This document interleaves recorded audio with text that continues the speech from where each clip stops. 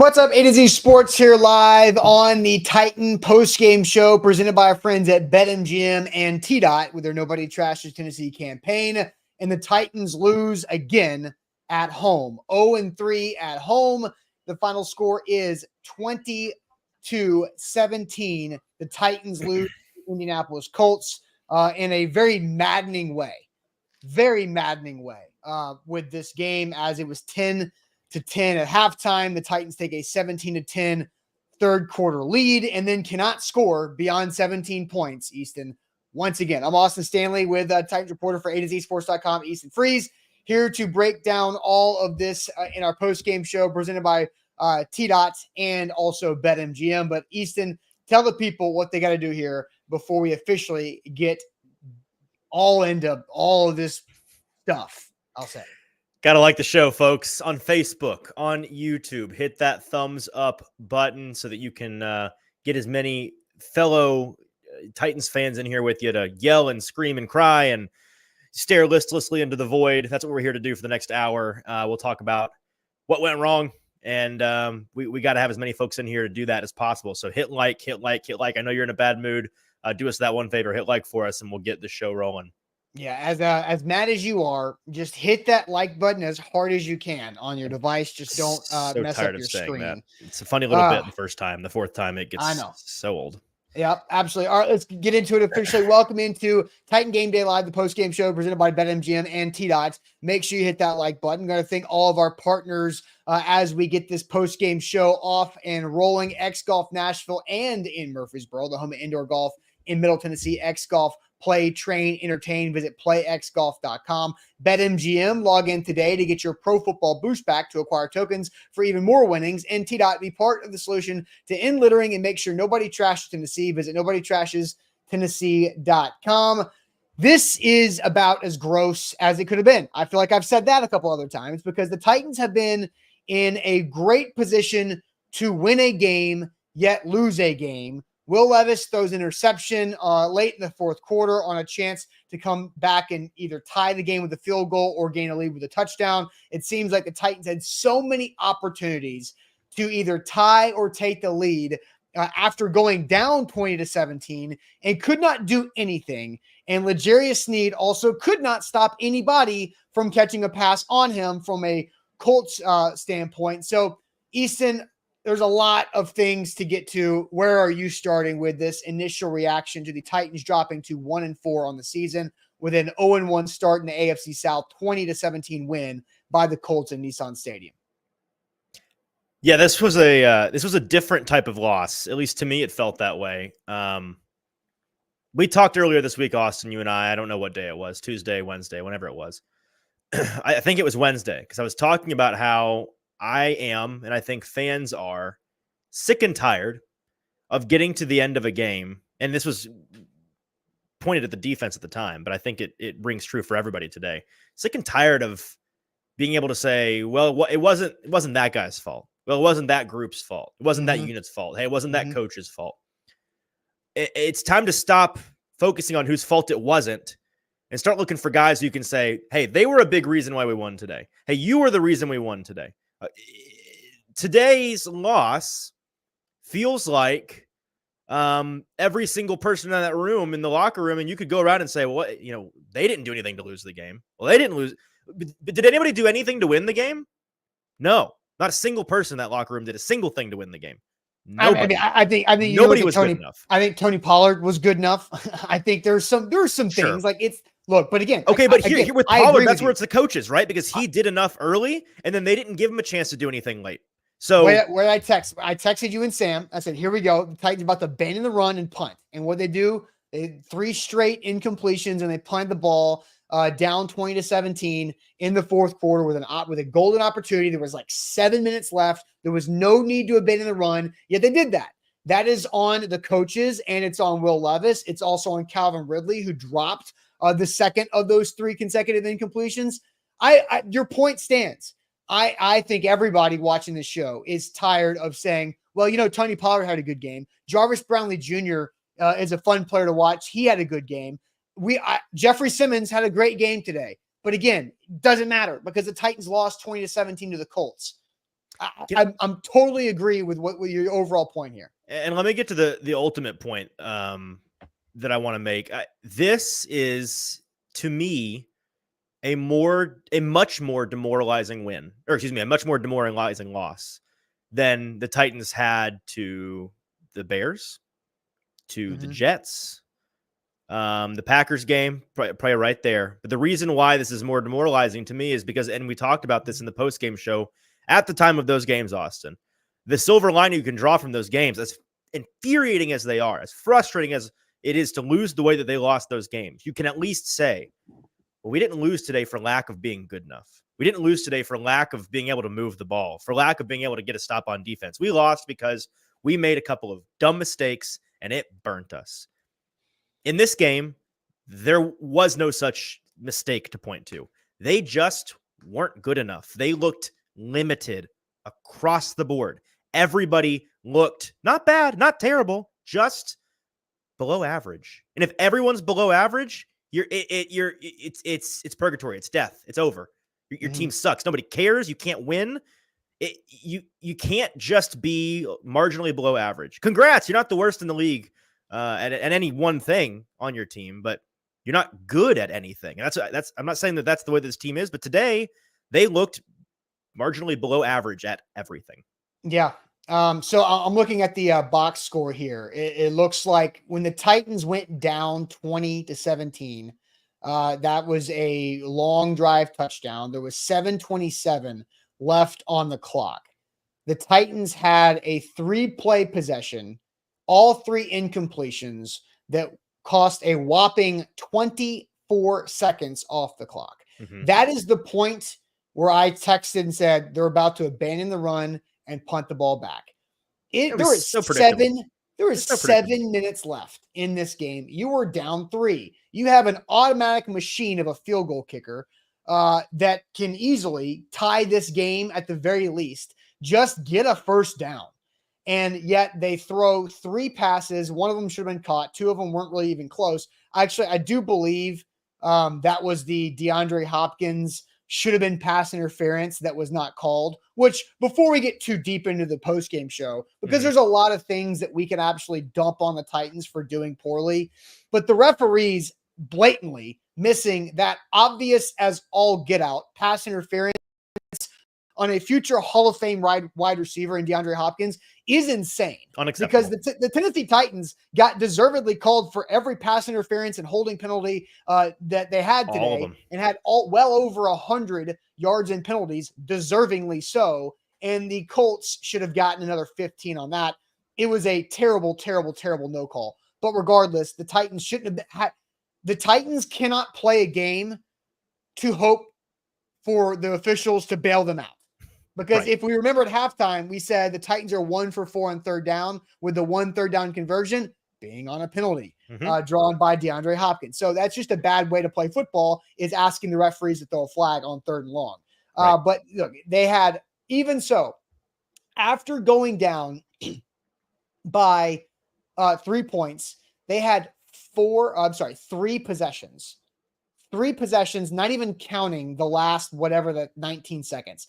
3 actual possessions with time on the clock to do something with it. They went 3 plays, 0 yards, 24 seconds, 2 plays, 1 yard interception, 6 plays, 19 yards in a punt on 1:31 off the clock. It was just freak out mode by the coaching staff and by the offensive staff after going down by a measly 3 points.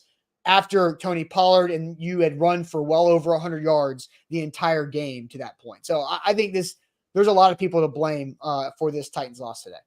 Yeah, that play calling, I mean, it was not hard to see coming. They were tilted, and they shouldn't have been. I'm sure that when we talk to the coaching, I'm sure right this second, as Sam and Buck are down there in the bowels of Nissan Stadium talking to the coaching staff, I'd imagine they're talking about that, and the coaching staff is acknowledging the mistake because it's obvious to see, but it's too little, too late, fellas. It's not acceptable. The referees missing that call, unacceptable. But to your point, if you are a football team that needs every call to be officiated correctly on the field to win ball games, you're not a good enough football team. And you're going to lose ball games. Then you're going to lose. You're going to win some ball games. You're going to lose some ball games.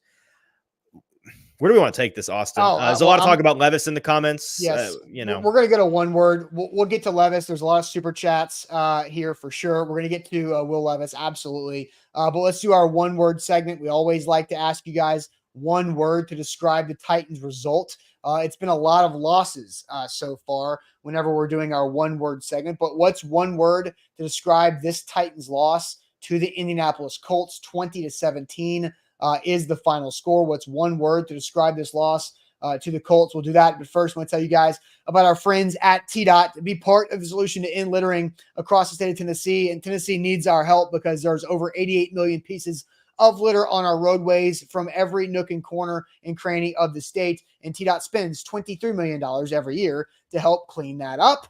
And we can all join in to be a part of that solution by changing your lifestyle, picking up trash when you see it on the street or wherever you're walking. Stop littering yourself. And you can also have you and your family, maybe your kids, looking for some volunteer experience and opportunities. You can join litter cleanups that are organized, by TDOT by visiting nobodytrashestennessee.com. That's nobodytrashestennessee.com to be a part of the solution to end littering across the state.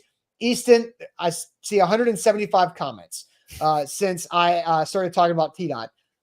One word to describe the Titans' loss to the Colts today. I will let you go through these comments, and you can take out the rated R words. We can go up to PG-13 a little bit, maybe more PG, but okay. I'll let you hit it from the chat. What are people saying? Yeah, let's fly through these. Alex says trash, trash, trash from a handful of folks. Levis from Billy Jordan. Sellers from Skip. Over says AJ. Close says Ed. One word from Caps is Shadur. Levis, according to Alessandro. Normal from Mark. Expected from Eric. Trash from Colin. Trashy. Weapons. Normal. Callahan. Over. Pathetic. Mediocre. Degrading. Bust. Tank. Scared. Tank. Comical. Horrible. Flaccoed. Poverty. Over. Predictable. Inebriated. Embarrassing. Garbage. Whatever. Novice. Mock drafts, I see. Yeah. Abysmal. A lot of garbage. Finished. Some people just saying flat out finished. I see a couple conservatives in there. What do you think about the before I'll get your one word and my one word? What do you think about the conservative one word that I've seen a few times fly in? Well, I was sitting here thinking about making that my one word actually, because and I guess I just will, since we're going to talk about it. Yeah, I'll make my word conservative. Yeah. Which I think is appropriate. It was right. The whole game. We talked about it at halftime about how these two teams were playing very conservative. And it's not like the Colts won because they stopped being conservative. They just were more effectively conservative than the Titans were. You know what? Really, the difference, frankly, if you want to look in just the second half, because they were tied at halftime, the difference in conservative style was the player that the Colts decided to force feed to try to carry them to success was Josh Downs. And he was the best player on their team.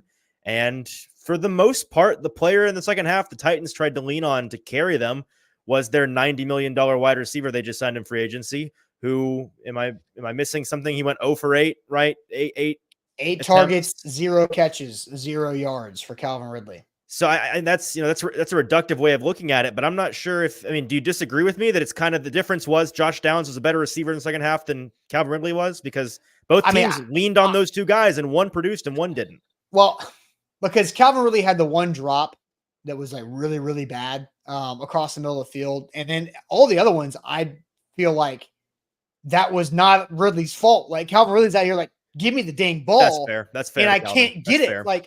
And so I think there are two people you forced can probably, at times. Yeah, I think there are two people you can probably blame or you can look at and say, this person is not helping the Titans win games, and they're paid to help the Titans win games. Mm-hmm. It's Calvin Ridley and it's L'Jarius Sneed.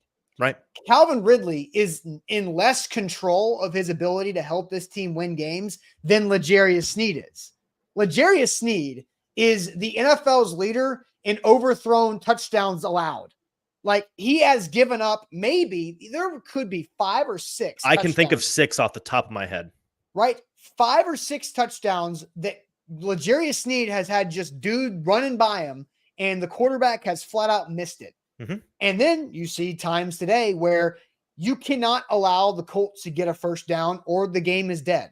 And what happens? Michael Pittman catches a football right in front of Snead's face. Yeah, the Colts got the lead because the defensive front did everything right. They pressure Flacco. Flacco just rainbows the ball up there, and Pittman makes a play over Snead. Legarius Snead they picked on him awful. all day long. They picked on him all day long. He was not good enough. And it was terrible. No. Sean Murphy Bunting gave better effort last year than all that Legarius Snead stuff. And they make about $20 million difference this year because $25 million went into Calvin Ridley's bank from Amy Adams-Strunk's bank this offseason. He had 0 for 0 on 8 targets. Not all his fault. But Legarius Snead also got $25 million in cash and gave up the whole game.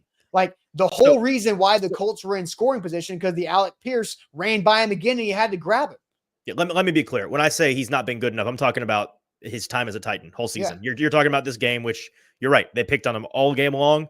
I'm sure when I go back and watch the film, this may be an unfair statement, but I cannot off the top of my head think of a play that we saw on the broadcast again on the all 22. I'm sure it'll be different, but can you think of a time that he won a rep today, Austin, that we got to see on the broadcast? I can think of a lot of reps that he lost. I don't know. I mean, he might have won a couple reps with the ball didn't go his way, but right. And a lot of folks in the comments, I see you all screaming at us, quit dancing around Levis. We're not trying to avoid the Levis conversation. We're getting there. I promise. We're saving it. Don't worry. Because your one word is conservative, right? So we kind of got off of that point, but why keep on going on? We are not looking for excuses to put blame off of what we're going to get to that. I promise. Yes. So yes, conservative was my word. And yeah, I think the way that they played that game in the second half, it's not like they didn't try to get the passing game going. They did, they kept targeting Ridley over and over and over. And it just wasn't working. And you're right. I was probably not being super fair to put it on Ridley himself.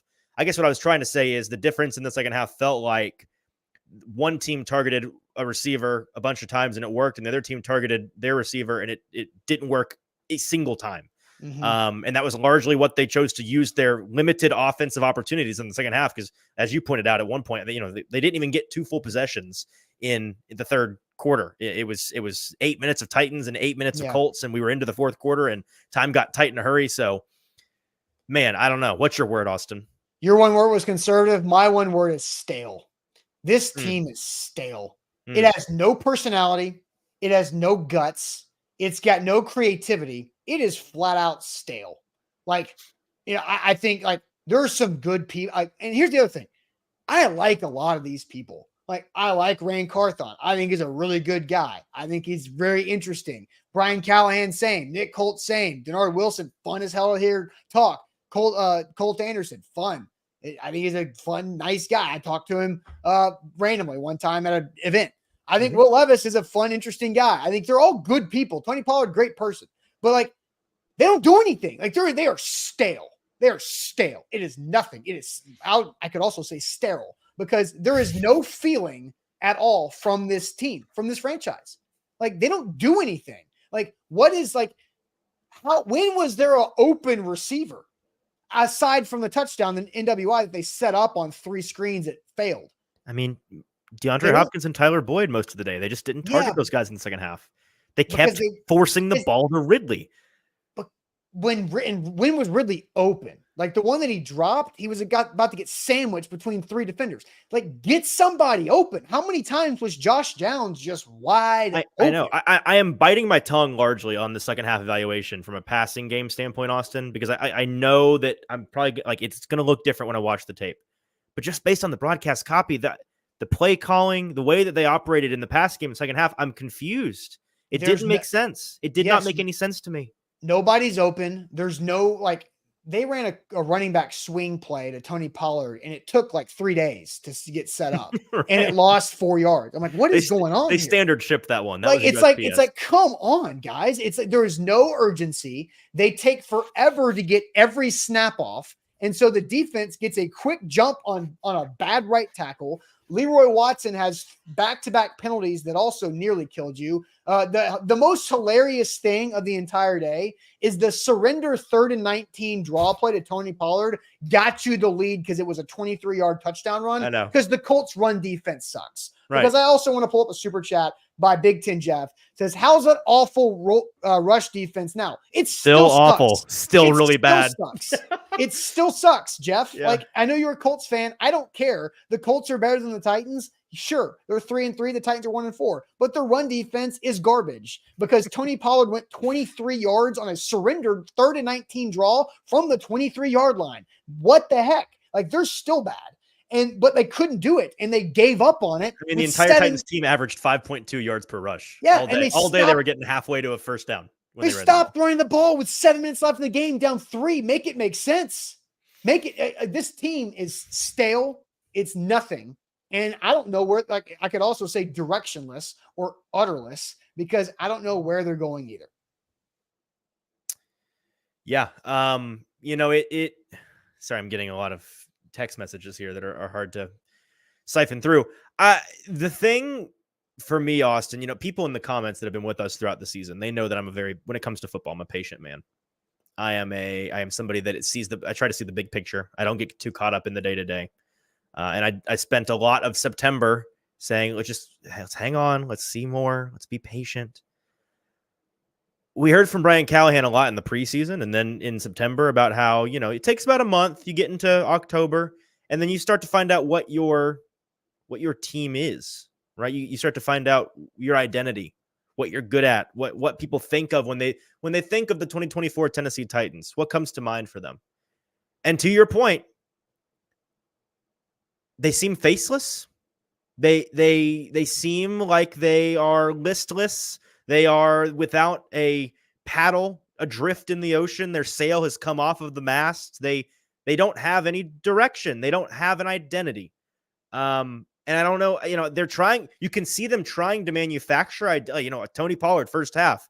The way they played in the first half with him, 93 rushing yards, averaging 5.5 yards per carry. There's something you can hang your hat on. Hey, Tony Pollard looks every bit like the running back he was in Dallas before he broke his leg. That's an identifying characteristic of this team. But then you go away from it when you try to win the game. So does it define you? Okay, the passing game. You signed 2 guys that are stars, that are 1A, 1B type receivers. And then Ridley, you try to force the ball to over and over and over. It doesn't work a single time.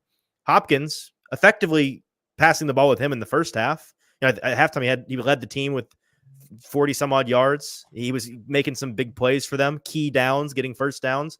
They go away from him in the second half. I don't think they know.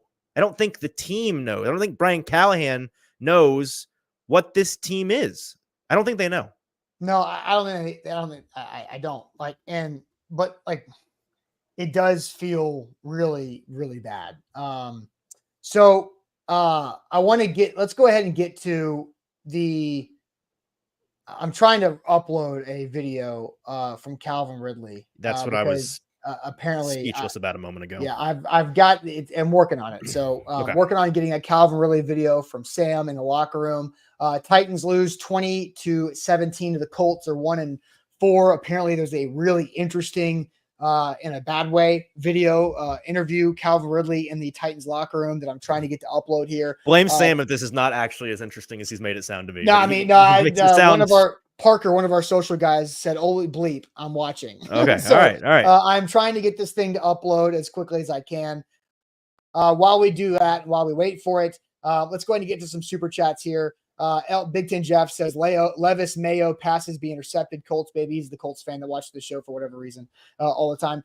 Zachary says mock draft anyone. I mean, yeah, they are really pushing themselves towards people looking at that mock draft for sure. King VC says lock in, like the show. Yeah. So please hit that like button if you can. He says, glass half full. I do think the O-line looked better outside the penalties by Leroy. What do you think about King VC's chat there as I upload this Ridley video? Right. Yeah. I mean, they didn't allow a sack on the day unless I'm missing something, right? No sacks today. Right. I think that generally, they were running the ball effectively when they didn't go away from the run. So VC, you know me, I'm a tape guy. I'll watch the tape on that. And the O-line is the number one thing that you got to rewatch the tape before you can really have a strong opinion on it. But aside from your new right tackle killing you with some penalties there, what's worse, getting blown by and getting sacked for 2nd and 20, or a holding penalty that puts you in 2nd and 20. I don't know. I guess Will Levis is healthier one way than the other, but I think generally speaking, it was a step in the right direction for the offensive line today. And if you're looking for something to hang your hat on, there's that. Are you still trying to get this video, Austin? Yeah, it's processing. Okay, we can just keep going through some super chats here to vamp a little bit. Let's see. I got Amnesia says it's hard to win the game when the refs only call one-sided games. Officiating was horrible. Callahan should have gone for that 4th and short. Typical. Look, I think yes, like there was the obvious miss pass interference on DeAndre Hopkins. It didn't happen, or that should have been called, and that could have changed the game, right? Because that gives the Titans a new set of downs. That's when there's 6 That was on the minutes. 40-yard line. They were down a field goal. Right. Yeah. It would have been the best field position they had the entire second half, aside from their touchdown drive. Yes, without a doubt. So Sightseeing says, is Downing still calling plays? Can we be any more conservative? Ridley is a bust signing. Why is he playing? Why is he play more than Hop? Props to Tony Pollard on the savage block. Yeah, real quick.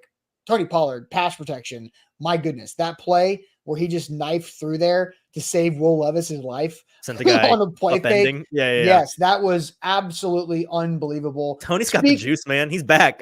Tony Pollard's an exciting player. All right. So speaking of conservative, Ridley bust signing, why is he playing more than Hopkins? I have the video from Calvin Ridley in the locker room. There are curse words in this, so just a heads up on it. But Calvin Ridley is not holding back. Here is the full 2 minutes and 22 seconds from Calvin Ridley in the locker room after going 0 catches on 8 targets, and the Titans go to 1-4. Calvin, that interception that Will threw to you along the sideline, do you feel like you could have been able to maybe play some defense on that one? Just how do you kind of assess that play happening? Yeah, I definitely got to play some defense. I was just looking up, trying to get past the guy, and I just really didn't know if there was a safety or not there. I was just trying to get past my guy, and I seen it was a little behind. So they wanted to kind of make getting you targets and part of this offense a priority today, and to kind of not have it result in any catches. I guess what was kind of off that resulted in targets but no catches? I had targets in what part of the game I had targets?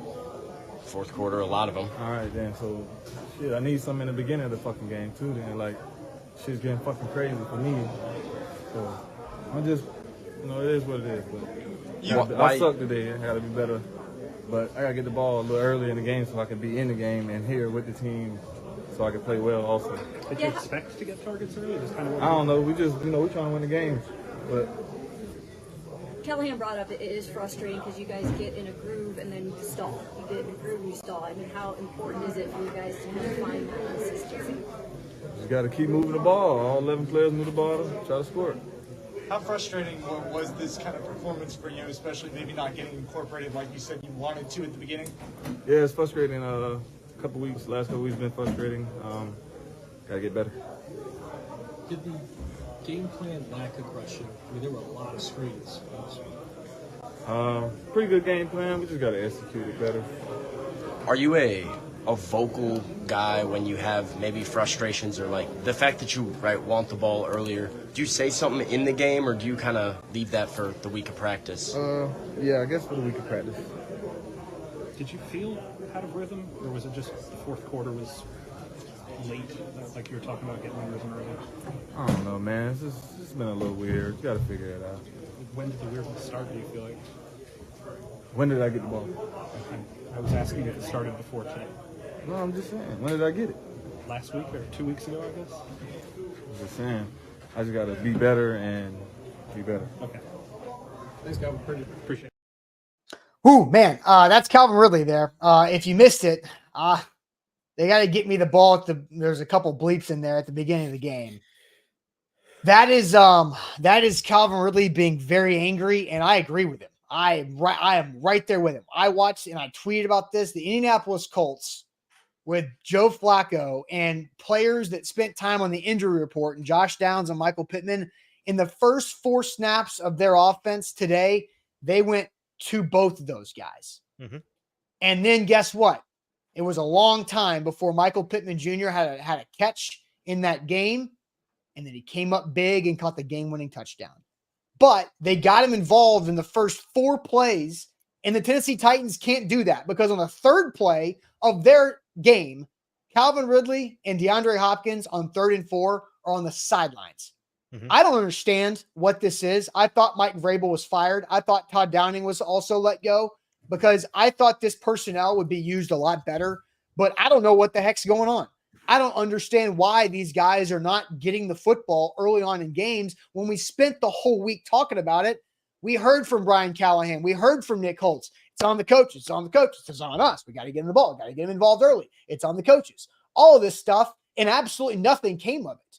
It's like, what are we even doing here? Like, if Amy Adams Strunk what was this? Remember the celebration, Easton, after the Titans got Calvin Ridley in free agency? They were like, Rand Carthon was like, we did it, Amy, we did it.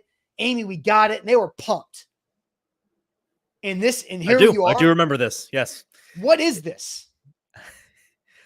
Yeah. I mean, usually you get a video like that out of the locker room in the post game, and they're sending it to us in the media Slack channels or whatever. And it's like, I'm sitting here assuming, oh no, it's going to be a terrible look for the guy. Hard to blame him for being frustrated. Terrible look for the team, not Calvin Ridley. I don't really begrudge Calvin for anything that he said. That's not to say that he's faultless in this, because this is a chemistry thing to me, Austin. We've been talking since July about the lack of chemistry we've seen between Will Levis and Calvin Ridley. And, Brian Callahan's laughing it off August 17th or whatever it is. We'll get there. It takes reps. And maybe eventually they will. It feels like if they do, it'll be too little too late. And we're not seeing, it's hard. Maybe eventually they will is just based on blind faith, because there is nothing so far to indicate that they've figured this out. And it's not just, it's a triangle relationship, right? It is the coaches, it is Will Levis, and it is Calvin Ridley. I think they are all equally, maybe not equally, but in part to blame for this. The coaches clearly don't. I think it starts with the coaches not knowing how to best utilize him, is honestly how I feel right now, Austin. Maybe I'm wrong, but I see them force the ball to him over and over in the 4th quarter. Like, again, they're just tilted. We got to get Calvin the ball. We don't want this guy to be upset, and we feel like he's a good enough player to carry this team to a win. Whatever their thought process was, to just try to force the ball to him over and over. Does that scream we know how to use our star? It doesn't to me. And then how much of that is Levis? I'm assuming, again, I need to watch the tape, but I'm assuming that's not Levis intentionally looking for him and trying to force it in. Maybe a couple times it was, but for the most part, it seemed like he was the first read in the progression, and Levis is just trying to get the ball in there. And then with Ridley, there's a couple of plays in there where, he's a $90 million wide receiver that you hope that guy makes that play. So I don't see anybody as blameless in this, and it's a problem for them. But my biggest problem with this problem, Austin, is that they're not able, that they're banging their heads against the wall over it in the 4th quarter of a divisional game that they desperately need to win. Just acknowledge that it's not working. Fix it another day. Go to DeAndre Hopkins. Go to Tyler Boyd. Get Tony Pollard involved. Do the things that have worked for you so far. Quit trying to fix your $90 million wide receiver in the 4th quarter of a massive game. It's not working. Stop. I mean, I agree. Like, and I'd imagine that's how Calvin Ridley feels. That monologue internally is exactly how he feels. Well, it's just throwing the damn football early in the game. Like, do what the Colts do. Do what every other football team does when they have a special person at receiver. This is not difficult. Like, every other team does this in college and in the pros. If you have a special player at wide receiver, you have to get them the ball early in the game. Like, we've been talking about this for decades, not just like AJ Brown. Like, you've got to get them the football early, because it is weird. You got to catch the ball, feel it, feel it happen and get going. Because if you're sitting there and it's the third, fourth quarter and you got to have a play by your big guy, but you haven't thrown the ball or let him feel the football, and now you're expecting to go, he's cold. He's basically been sitting on the bench the whole day. So you've got to give them the football early. Throw them the ball. One of those stupid screens that you use to set up the NWI touchdown, give one to Ridley. Just do that. No, but Austin, there are two things to not be angry and to be pragmatic for a moment. There are two things this year that we have seen Ridley do more than once effectively, right? They're not hard to name. It is outside the numbers, come back right on the sideline, toe tap. We saw him do it a million times in training camp. We've seen him do it a couple times in the game. Big first down style play. He's very good at it. Levis can hit him. It works. And then it's the end arounds.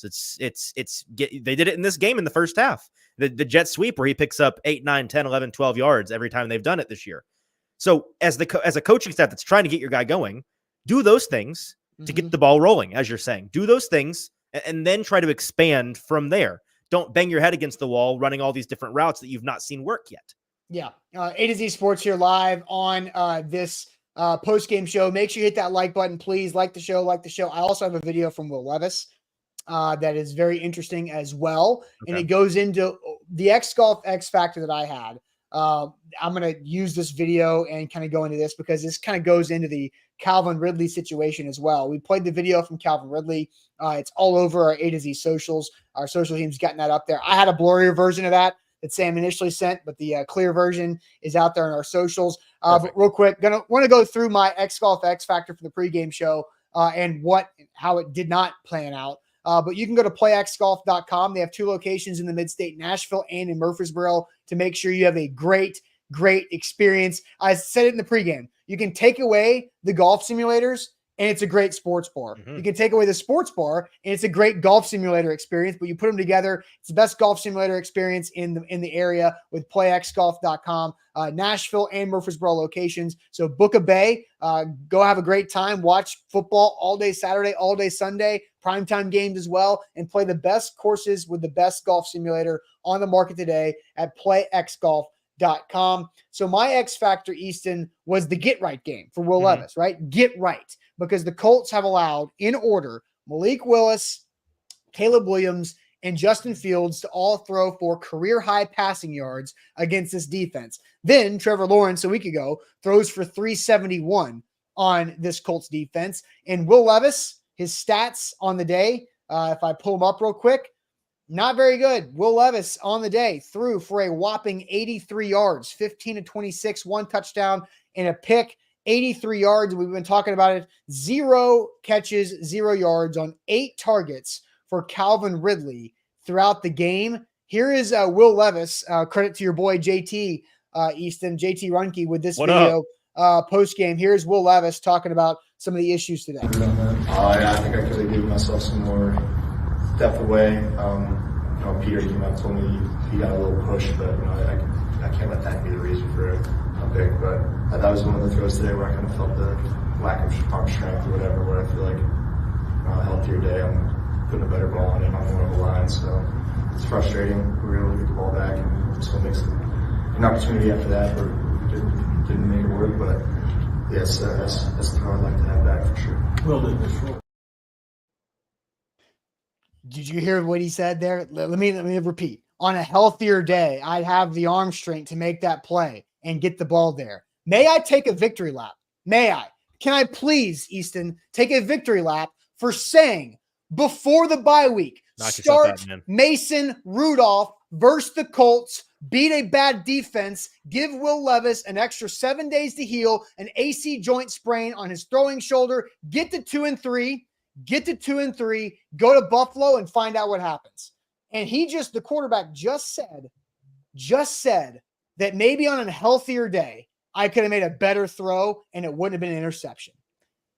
This is insane. Hang on. Was he talking about the interception or the one that wobbled? I don't care. I'm pretty sure it's the wobble. I think the interception was just Regardless, he said he threw a ball that he said that's when I could feel it, maybe on a healthier day. Yeah, it was that wobbler that just fell. What is this? Short. What is this professional franchise? Like, come on, guys. Like, it's an AC joint to a throwing shoulder for a quarterback 13 days after it happened. Like, why are we doing this? Why can't we like look big? Like, what if he got hurt again? You know, like you're flirting with your franchise long term, Right. right? And my take about start Mason Rudolph was not an anti-Will Levis take. It was a give him 7 more days so you can evaluate him better. They ruined this season by the season's over, right? 1-4, like they're done. In terms of the postseason, right? Yes. Yeah. I mean, it would take. Again, I don't like definitives, but it's easy to say if they are in the postseason this year, it will be a record-breaking comeback. They'll have to be one of the best teams to ever do it. So good luck with. And I'm not banking on that. Not banking on it. So we can let's go ahead and transition here into the quarterback conversation because that's where we're headed. And gotta, the natural hate my direction in terms of my Will Levis defense. So we can talk about Levis. I have an opinion on this game from Levis, but I want to start by asking you a question, Austin, because you sit there and you talk about from a health standpoint. Obviously, you wanted them to play Mason. Obviously, the quarterback admitting that at least on one play, his injury hampered him in a way that impacted the game directly. Do you feel like they would have won that game with Mason Rudolph? Yeah. Okay. Yeah, I don't. I think it would have been the exact same game plan, and they would have lost the exact same way. What would Mason have done that Will didn't do today, or did do? We're getting spammed by stupid things. Yeah, what in the? I've deleted them 19 times. I know. Leave us alone. Don't click that link, guys. Yeah, don't click the link in the chat. Don't click that link.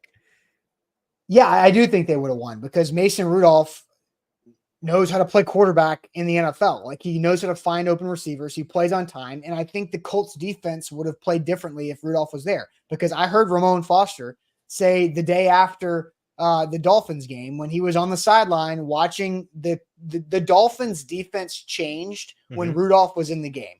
They backed up.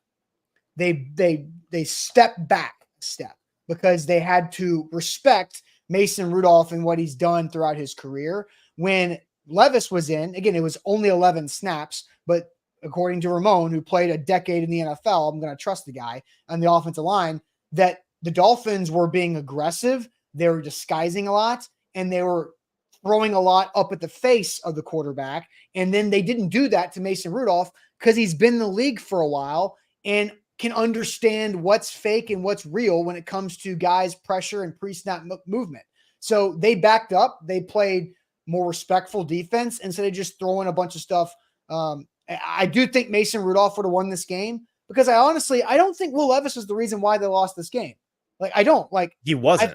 Right. He just wasn't. But I do think the coaching staff would have called different. I think that the game plan would have been crazy. I think that's crazy. I think the game plan today was the Mason Rudolph game plan from Miami. It felt and looked identical. And for what it's worth, while you were giving your opinion on this, I was just monitoring the comments. And people are very split on this. People have very strong opinions. And it seems that this is something that we are all just in significant disagreement on, whether or not Mason Rudolph playing this game would have mattered. I guess we saw different games, man, because I saw Brian Callahan saying, what if we just did the exact same thing we did with Mason in Miami against a slightly more competent team, the Colts, and try to win that way in a shoebox, kind of Mike Vrabel style.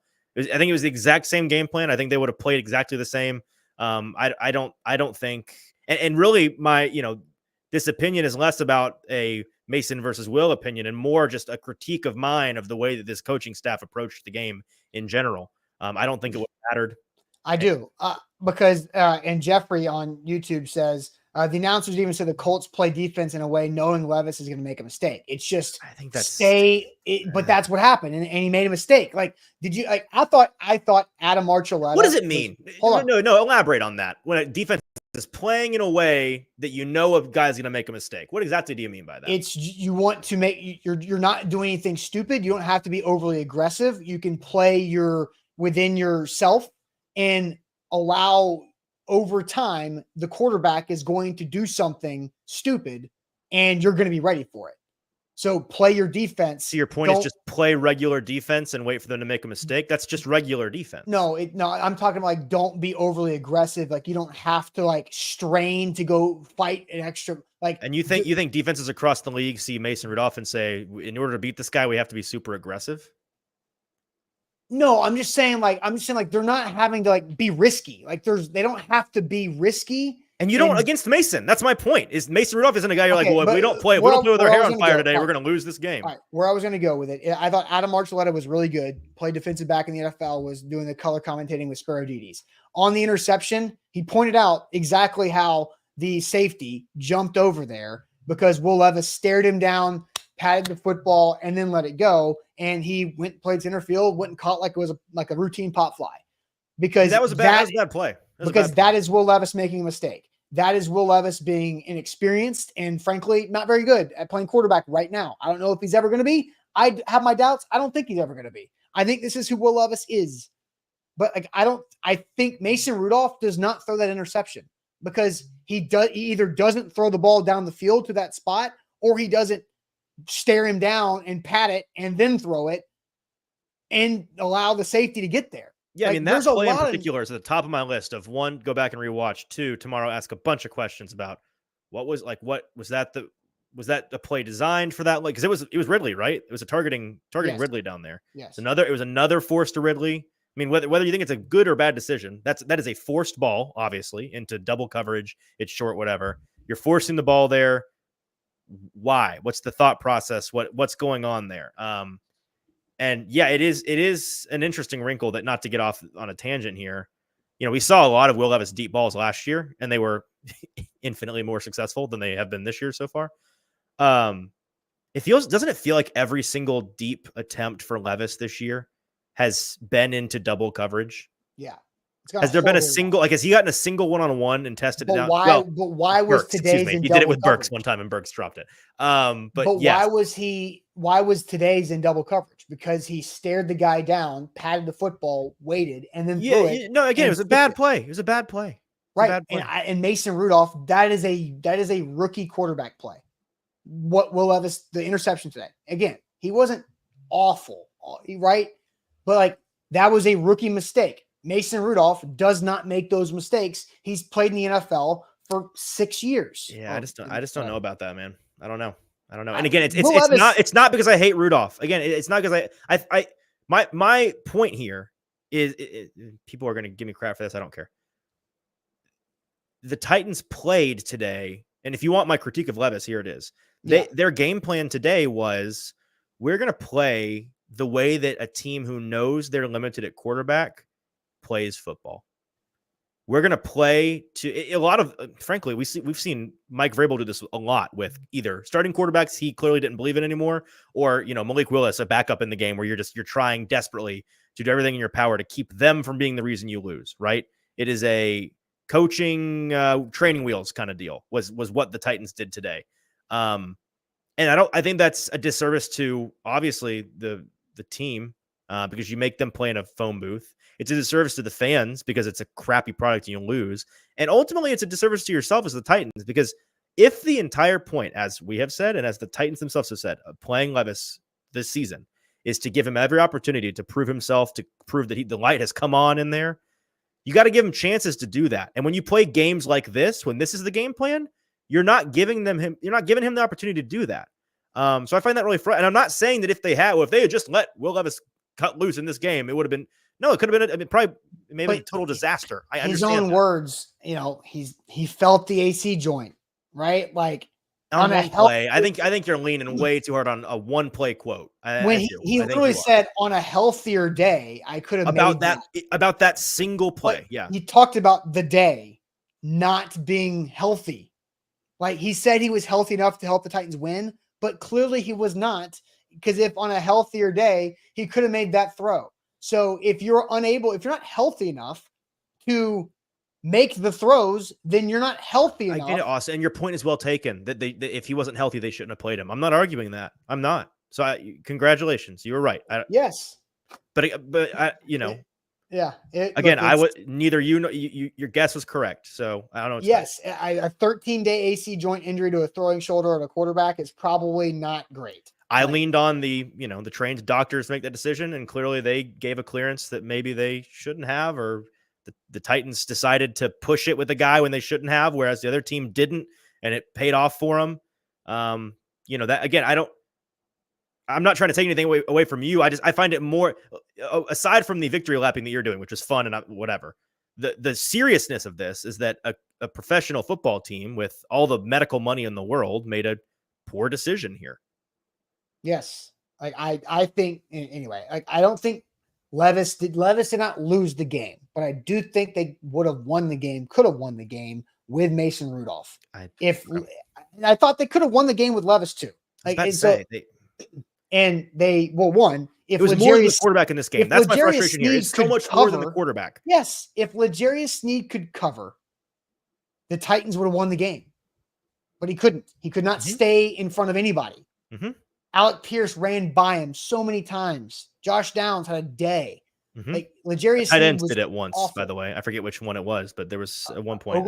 Ogletree was on the hooker. Hooker slipped. It was a big fella that got some separation against Sneed, and it's stuck in my head. Is it weird that Josh Downs only had 66 yards today? How many touches did he have? Like 8, 9? 8 touches. He had one rush for -1. 7 catches for 66. I don't think it's weird actually, because it's not like he didn't have any massive plays. He just was a chain mover all day. When they needed 4 yards, he gave them 5. When they needed 8 yards, he gave them 9. And that's, in a way, it's actually way sexier in terms of what you want on your team than a guy that makes big plays, a guy that's just going to get you what you need, what you need. Yeah, it just felt like he was just crushing you all day long. All right, so we have a ton of super chats to get to. Oh joy. Yes. Oh boy. For sure. Kick It to the King says, I'm done beating a dead horse. Levis ain't it. Wake me up when someone else is the franchise quarterback. This defense only gives up 20 points. Offense, score points. We're sitting here watching the Titans score 17 again. Just stuck in this. Just copy and paste this comment all year long. That's right. Darren, time to tank my boys, or just tank me boys. Oh, okay. Or just spend the next 10 year back in the dark ages. Been there, not doing that again. Tennessee 3 and outs. He says time to tank like they aren't currently 1-4. Well, I think they're doing it. They're doing it. They're trying to do it. Bama Brad, need a QB capable of running Callahan's offense the way he wants before we know enough about his offense and play calls. You need a capable quarterback. End of sentence. Do we feel like, again, this is not very critical of Levis in, I think, a fair way, but more importantly here, if we're all talking about this team long term with the assumption that Brian Callahan is going to outlast Will Levis as a Tennessee Titan, do we feel like right now this is a head coach, an offensive, a coordinator of an offense that has a really clear vision for what their offense is supposed to be, but their quarterback just isn't like? I know people are going to be like, Easton, shut up, you're defending. Isn't that fair? Is that not fair to say, Austin, that this doesn't feel like a coach who knows what he wants? It doesn't.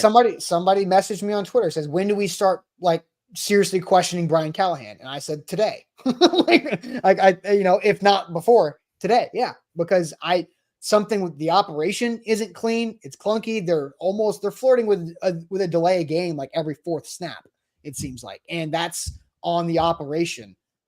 So I think there's a lot of concerns you can have about Brian Callahan as a head coach right now, just like you can as Will Levis, a quarterback right now. Kick It to the King says, meanwhile, Spencer freaking Rattler is scoring 27 points for the Saints, who's in there for an injured Derek Carr. Eric Super Chat says Diego Pavia is who Will Levis wants to be, anchor down. I don't think Will Levis wants to play that type of quarterback at all. Diego Pavia, certified stud on there, and I'm a Vol grad. Zachary, big super chat, $50. Holy, how about that? Zachary, must be important. Fires general manager during a winning season and missed the playoffs because of it. Then replaced Rabel for this. You can't tell me Mike would be 1-4. Yeah, ownership is at fault. Love the show and topics you discuss, but disagree, and you're carrying water for bad decisions. So Zachary saying we're carrying water for bad decisions, and calling Mike Vrabel and John Robinson's firing bad decisions. Look, appreciate the super chat. Seriously. I don't think firing John Robinson and firing Mike Vrabel were bad decisions. Maybe the people that were hired after the fires were bad decisions. I mean, but no, John Robinson needed to go. Like, we Yes. can talk about Vrabel. We can have that conversation. John Robinson needed to go. Go remind yourself of the players. Remind yourself of the players he brought in at the end of his tenure. It was time. But you're right that it's not always about who you let go as much as it's about who you brought in to replace that person. And what has caught your attention that's so funny? Edward, a lot of nothing for $50. Ethan did it. $50 just to be wrong. that caught my giggle box on that. Jason Davis. Yeah, I've never said that before. I don't know why that happened. Don't worry Jason about says the team's identity is mayonnaise. Maybe. Sightseeing. I like mayonnaise though, so I don't know, man. Well, not a mayo guy. Limited in limited spots. Well, I'm not Sightseeing bathing says, myself in it. I'm not eating it by itself. Is a Hall of Fame wide receiver. The hell are we doing with him? Did you real quick? Did you see the DeAndre Hopkins play where the one where he caught the ball going towards the sideline? He got like frustrated with himself. Yeah. Did you see that? Yeah, he thought he could turn it upfield. Is that what it was? Okay. Yeah, he turned towards the sideline and he looked behind him and realized I should have turned the other way and gotten some yards. That's how I took it. I was like that because it didn't seem like it was that. I didn't think he like physically could have turned upfield that much. By the way, did he have a single catch in the second half of that game? I want to say. I mean, because he was 3 for 3 at half. Then no. Okay. Yeah, because he had 2 targets in the second half. Well. Yeah, and one of them was what should have been a pass interference that wasn't called. Sightseeing says, for the record, I like Ridley. I thought we would see him and Hop getting the ball all game. It never happens. Why is it so hard for the Titans to do that? Man, that is a heck of a question. I don't know why it's so hard for them to get them the football because it seems like every other team knows how to get their wide receivers the football. Well, so let's be clear here. With Ridley, clearly it is physically difficult because they're trying and failing. That's frustrating in one way. Frustrating in a different way is the fact that with Hopkins, it actually isn't hard for them to get him the ball. When they go his way, good things consistently happen. Through these losses, that has been the case. There's not been a single day where his entire tenure in Tennessee, by the way, there's not been a single day where it's like, well, they were fortunate to hop too much. Never, ever. It's no matter how much they target Hopkins at the end of every game, you could say you could have afforded to target him a little bit more than they did, actually. So the frustration there is, why aren't they? So it's why can't they and why aren't they? Two different situations with two different receivers. So Sam and I had a conversation Friday, I think. It was like, what's the minimum amount of targets the Titans should give to Hopkins and Ridley combined every game? I said 15. Sam said 12. Okay. Today, they had 13. 13, oh, okay. sorry. 13, okay. 13 combined for 3 catches and 38 yards. Hey, then it must have been a good day. Must have been a good day. Don't worry about it. By the way, random, but our buddy Dustin Adams here at A to Z Sports just messaged me a tweet of his. You know, the Colts famously were in pursuit of L'Jarius Sneed in the offseason and then frustrated their fans when that didn't happen. And Destin was heavily involved in reporting that, is what I'll say. He tweeted, the Colts have been more aggressive in targeting Sneed today than they did all offseason. Oh, very good. Very good. All right, Jeffrey, more super chats. Austin, we both said play NWI and look, a touchdown. Now all the people who called for Ryan Tannehill head and keep Levis, this is what you effing get. Ryan Tannehill equals 4-1. Okay. All right. No. First of all, Ryan Tannehill gets another ankle injury in those first 2 games from getting sacked 19 times. So he's not even playing right now if it's still Ryan Tannehill. Yes, Ryan Tannehill is in the Bahamas with his family having a great time. A much better time than any of us. Yes. Joke's on us. Yeah, it is. Joey said, will the Titans ever have a franchise quarterback again? No. Yeah, eventually. No, they will. Never. No, they will. They will. The heat death of the world is not for a couple billion more years. Eventually, it'll happen. Don't worry. None of us will be around for it, but it will happen. If the Cincinnati Bengals can get a franchise quarterback, the Titans can have it happen again. That's right. If the Washington Commanders football team can get a franchise quarterback, the Tennessee Titans absolutely can. Mike Vrabel's burner. Will has regressed under Callahan. Hope everyone is enjoying their modern offense of bubble screens. They need more play action, more crossers, slants, and drags. I don't disagree, Mike Burner. And that's the frustrating thing here, I don't know about as the much rest part. I'm talking about the second half. No, I know. But it's, and we don't have to have a big conversation about it. But as much as everybody, whatever your opinion was coming into the year on Levis, and somebody like you, for example, Austin, is like, well, he's bad now, and he's been bad. If you just go watch, like, can we all agree that he has gotten worse? Like, as compared to what he looked like last season for the Titans in a worse situation, I felt a lot better about Will Levis in those games than I have pretty much all of this year. You're looking at me like maybe you don't agree with that, but I was responding to Bleacher Report, who wants to use our Calvin Ridley video. So what did you ask me specifically? I said no matter what our individual opinions are with Will coming into the year, he has gotten worse this season. Like no matter how good or bad you felt like he was his rookie season, I felt much better about him coming off of many of those games than I have at any point this year coming out of a game. You can argue that he wasn't good then, but I feel like in terms of relative terms, we can say he is worse, right? He's playing worse football this year than he did as a rookie. Yes. I think that he is. Yes, without a doubt. There's no doubt about that at all. And so the question is why? He's playing in a very different system. I do wonder if, we talked about this, the whole completion percentage thing. Brian Callahan continues to hang his hat on whether he's completing, the high percentage of his balls, and it's a lot of bubble screens, like that super chat said. Right? Are they forcing it? Maybe still a fundamentally flawed, but are they forcing a quarterback into a system that he's just not built for? This just kind of hit me. Why did the Titans draft him? Because of the offensive system he ran at Kentucky, right? Sure. This is not the same.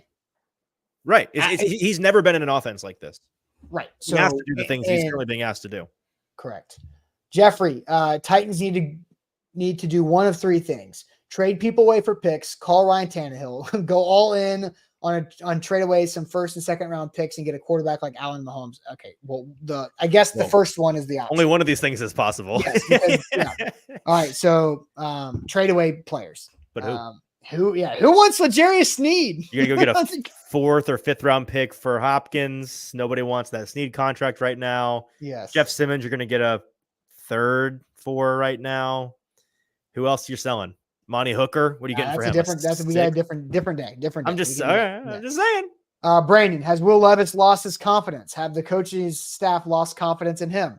That's fair questions. We will talk about these throughout the week as well. Jonathan, they don't have trust with Levis to throw the ball. They just run a lot. Plus, the coaching staff is not going to come out and say they don't trust him. So, kind of going along with Brandon's comment. To Jonathan's point, they kind of telegraphed that today for the first time. The way that they called the game, for the first time all year, felt like, I'm not sure they trust this guy. For sure. Ryan, who is a Kentucky fan, Austin is smiling inside for how bad Levis has played. Oh, so Ryan is now admitting how bad Levis has played because he has yet to do that, I don't think, at least on our show with the super chat that I've seen. Look, I've been very steady about this. I did not think Will Levis was going to be a good NFL quarterback. I thought going into the season, he actually had a real opportunity to be a good NFL quarterback, but I have been proven that my initial gut back in the day was correct. I mean, you're certainly not. I mean, maybe you are. Maybe you are just a bad person, but I don't think that you're sitting here preying on his downfall. No, like you'd like to have been proven wrong. I'd imagine. Absolutely. Like I would love it would be great for A to Z Sports business for Will Levis to figure it out and be really good because I think he's a good guy. Like I enjoyed my time being around him at a Titans dinner before the season started. Like, right. It was very fun. He was very approachable by all the people at the place. So, I concur. Zoe Almighty, as someone who watched A to Z every day for the last 4 years, from training camp talks and everything, I might just take a year off from all the Titans content because I hype myself up every year just for this franchise to let him down. So don't punish us, man. Like, come on. Like, I get you with the end, but like, don't take a year off. We're right here to go through it all. Like, we're here, man. Don't punish us for that. I appreciate the super chat though. Endurance in hard times, though. You got to push through. It makes it way better when actually turns around. If every Lions fan spent the last 20 years just giving up on their team, there would be nobody around to enjoy the fruits of their labor. Yeah. I love Levis's No Bull commercial where he talks about controlling the chaos. Panics under pressure. Levis, aka PUP Levis, looks like he has zero confidence in what he sees. Dude looks stuck in the mud. So TLG with a super chat there. Yeah, Joe Flacco, calm as could be with the pressure in his face, lofting it up in the end zone for Michael Pittman Jr. to make a play. But Will Levis doesn't seem to have that. Now, he did make a really good throw, and we texted about this, Easton. The one where you could hear the panic in his voice to get the snap. Yeah, just like that.